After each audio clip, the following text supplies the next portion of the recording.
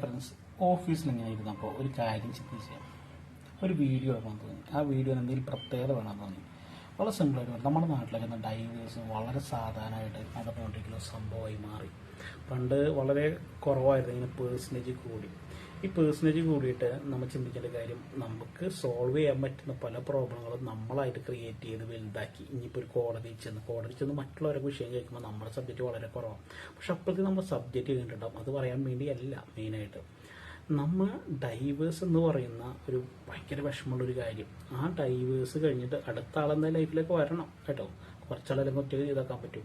അങ്ങനെ വരുമ്പോൾ ചിന്തിക്കുമ്പോഴാണ്, അയ്യോ എൻ്റെ ഫസ്റ്റ് ഇത് ഭയങ്കര ഇതായിരുന്നില്ല, ഞാൻ അങ്ങനെ ചെയ്തിരുന്നെങ്കിൽ അവരുടെ ലൈഫിൽ ഉണ്ടാവില്ല എന്ന് ചിന്ത വരും.